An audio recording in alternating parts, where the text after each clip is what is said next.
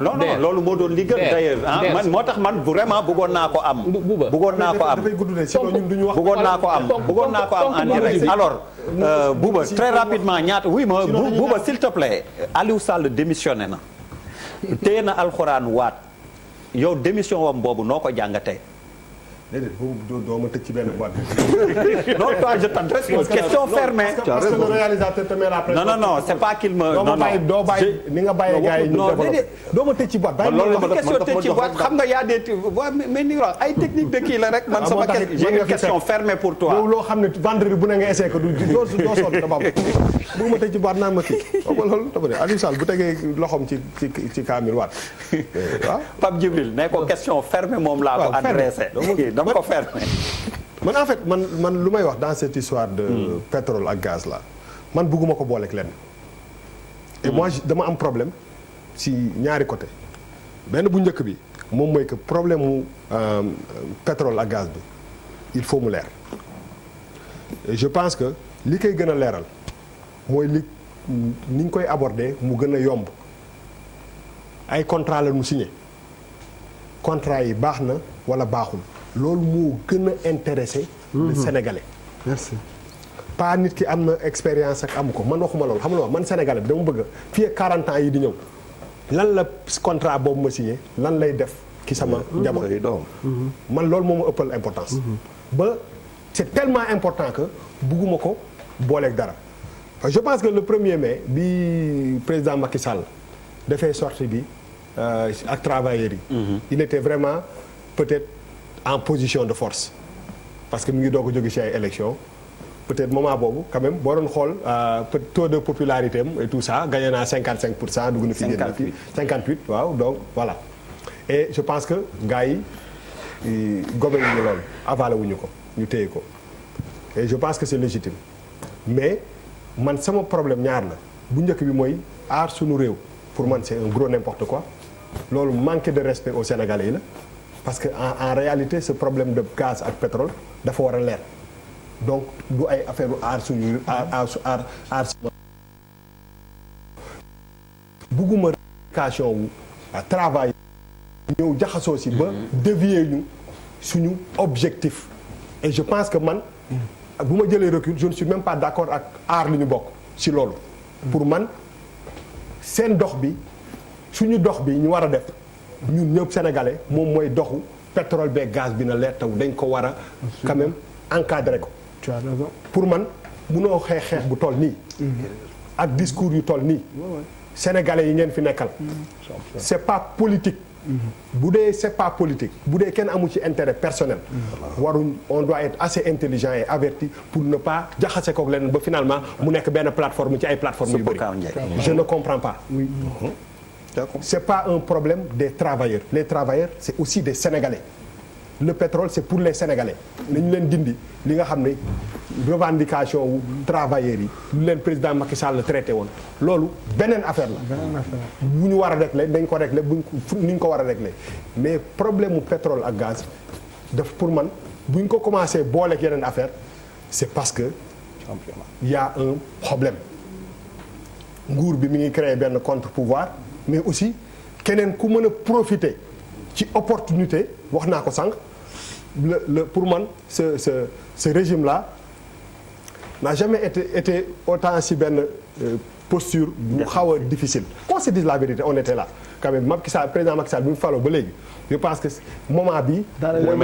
moom moo gën a difficile à manœuvrer. il faut donc c'est une opportunité pour toutes les autres revendications. li may ragal moom mooy que affaire bi mun a commencer nekk sa mbaxloo sa mbaxloo mooy que ku am revendication nga teg ko ba finalement le problème du gaz et du pétrole dugg ci biir ba perdre un peu importance am parce que une fois de plus wax naa ko fi il y a 2 semaines man $25,000 Aliou Sall $250,000 sama yoon nekku si waatam jullit la waat na moom la concerne dëgg la wax wala dëggul waxul dëgg loolu leneen la mais ni nga ko aborder pour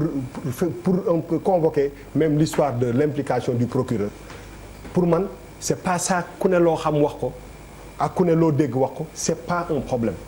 wax fa dëgg yàlla encore une fois ma baamtuwaat ko bu ñu amee contrat bu ñu lié man ak DER problème litige am ci nañu génne contrat ba teg ndax contrat ba jaar na yoon war a jaarul yoon loolu la Sénégalais yi di xaar man dans cette histoire là man intéressé wu ma sama bopp fii ak 20 ans 30 ans est-ce que naa fi nekk est-ce que Aliou Sall dina fi nekk bu fi nekkee it day retraité wala dootul mën a dox bu baax qu'on se dise la vérité wax fa dëgg yàlla donc aujourd'hui lu ñu war a problème bi ñu war a laajte mooy que comment aborder ce problème du gaz et du pétrole pour que ñu bañ a dévier ci objectif bi ñu am mooy que fu ñu jëm ak suñu gaz bi ak suñu pétrole bi mais ni ma gisee nii muy demee damay ragal mu dem ba affaire bi nekk benn ay revendication ci biir parce que aussi pour man quel que soit syndicat bu mu mënti nekk muy travailleur muy la man dama bëgg syndicaliste buy taxaw sama kanam bu ma la xoolee nga wax du début à la fin ma bañ a gis benn coloration politique et on a ce problème là sur ce plateau là tout le temps dañuy am ay syndicalistes yu ñëw mais à la fin de la journée day am des fois benn coloration un peu politique ba pare dafay pour man personnellement dafay am lu muy dindi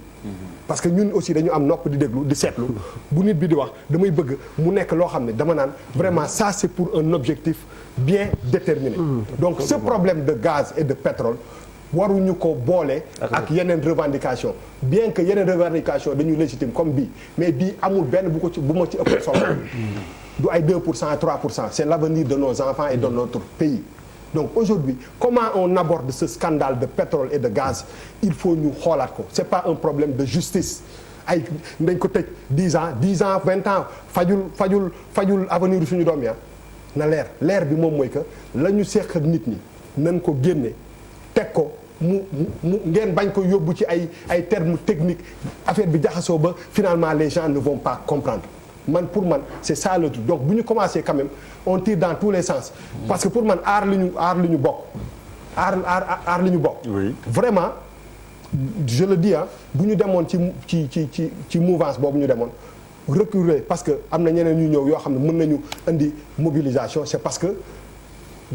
affaire bi dafa compliqué il faut que qu'on reste sur ce principe de gaz beeg pétrole bi na leer et puis y compris les syndicalistes et les sénégalais boo xam ne lii ñor na la yow personnellement nga dindi sa ay le fait que ngay liggéey wala ngay chômer mu nekk loo xam ne c'est une détermination personnelle pour que sa réew ëllëg mu mën a am lu leer pour man c'est ça quoi mais honnêtement on commence à mélanger les choses ça devient un marché. Voilà un marché et après pour man dafay waaw bi ngeen di wax gars yi bi ngeen di wax xoolal bi ngeen di wax nit mais dinaa waaw mais bàyyi ma mais di ma bàyyi mais ma waaw mais non Bouba tu as bien championnat mais je suis pas d'accord waaw tu n'es pas d'accord mais après di nga am opportunité tontu parce que bi nga doon wax dama la déglu non dama ne man aussi dama ne man problème mu pétrole beeg gaz bi pour ma sañoon kenn du ko boole ak yeneen revendication loolu laa wax parce que buñ ko parce que li yéen a déposé ñii ñëw déposé su fekkoon ni c'était vous n'étiez pas en phase avec ces gens là doo leen retiré wu pour ñoom ñu continuer donc je pense que non ma la xaaral rek dama bëgg man je suis un Sénégalais comme ñëpp ñi may xeexal ak ñi may xeexal ñëpp bu ma leen boole. damay seet li nga xam ne sama intérêt pour ne pas donner au préfet un prétexte. mais c'est pas mais finalement li mu lay wax ça a été le prétexte pour le préfet. sama préoccupation du affaire du préfet. wax nañ fii pour man nit bu bëgg tant que ñi ngi interdire. ci réew mi nit ñi di rassembler wu du marché démocratie amu fi. recul la kooku kenn du ko weddi ba laa yow mi din mais une fois de plus. Ces problèmes-là sont des problèmes très sérieux et il faut pas te les problèmes yëpp sérieux na mais bii ni mu ñëwee nii li ñu ci bëgg mooy que vraiment avec coow li ci am foo dem moom dañuy wax